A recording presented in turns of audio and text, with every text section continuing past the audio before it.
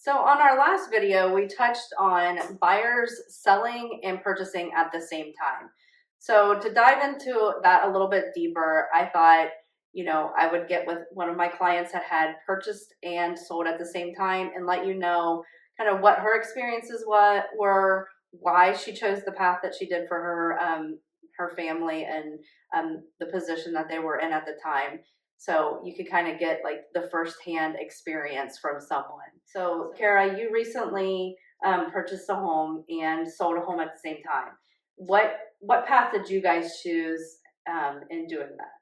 Yeah, so we chose to do a lease back, and the reason that we chose to do a lease back was just because all of the other options really just didn't work for us. My husband is active duty military, and he got short-term orders. It was very short notice, and we just didn't have a lot of time. We didn't even know where we were going at the time.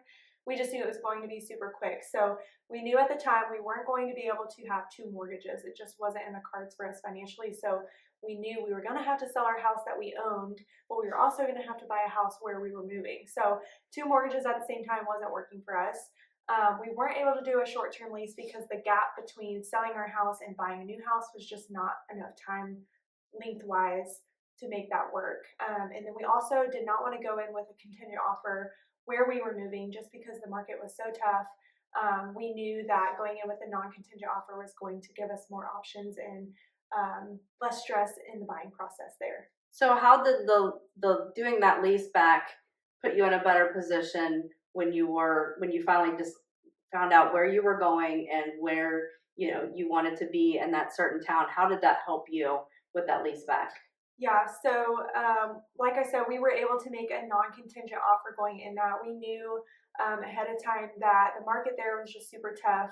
Houses flew off the market, and going in without that contingent offer just made it less stressful, more possible for us to go in, have a strong offer, and know that we were securing a house with our short time frame. We also used a VA loan, so we were able to use the equity that we made with that house.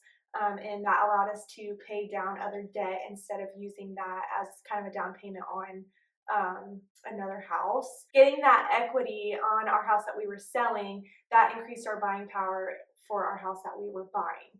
Which was a huge deal because where you were going, like the cost of living was a whole lot more. So, and you knew that going into it. So, that lease back set you up for success down the road. Yeah. I mean, we were able to sell our house and stay in it for multiple months before we had to be out of it. And it really works out when you can find a buyer that's willing to do that for you. We were super grateful. So yeah, and so I obviously helped you states away, but how important is it, do you feel, like working with that local realtor, that they understood your position and why you needed this lease back? And yeah, luckily for us, we had an agent there that was a military spouse as well, so she kind of understood. But I honestly didn't know what a lease back was at the time. I was just not knowledgeable on that, and everything that she had done in the past, she just wasn't super confident. So having her in a different state, kind of guiding me and giving me information and advice on what to do was super helpful. Yeah, I think that, the whole process was just kind of a daunting thing. Obviously, it's very stressful. But I know from the get-go, I was like, if you can find somebody to lease it back to you for, a couple weeks so that I don't even know how long your lease back was for. I know it was at least a month because we closed in October. And and in that state, usually when you close, you get immediate occupancy. So there's no buffer. Like, you got to be out before closing. So there was not that delayed occupancy. So that lease back really set you up to, have a comfortable transition.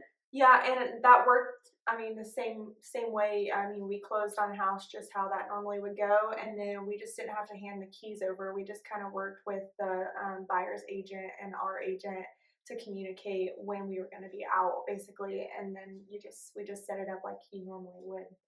Sell a house. So it can be done in certain situations, and if you have a good buyer that is willing to, they didn't need to move in right away. They wanted to make a couple changes anyway, so they weren't stressed out about it, and they got the house that they wanted and the location that they wanted, so they were able to negotiate a little bit. And you did that pretty much off market. Yeah, we did. We did that negotiation off market before we even brought the local realtor in. So that kind of helped, because in that market, it was that's what we needed, was to get that. And oddly enough, what's funny is the people that bought our house, they did the 2 mortgages. Oh yeah. They didn't have their house on the market yet, but they really wanted our house. So that is a different. I mean, we basically had those 2 situations in the same. Yeah. So transaction. it happens so common, and especially nowadays where people are like, there's short inventory. So you have more people going, what are my options? What can I do? So if you have any more questions, you want to dive deeper about what your options are if you have to sell and buy at the same time, definitely reach out to us here at Beck Properties Group. And we do this every single day. Like I said, I wanted to bring Carah on here to kind of explain her scenario and how we were able to make that a smooth transition for her, and we can do the same for you.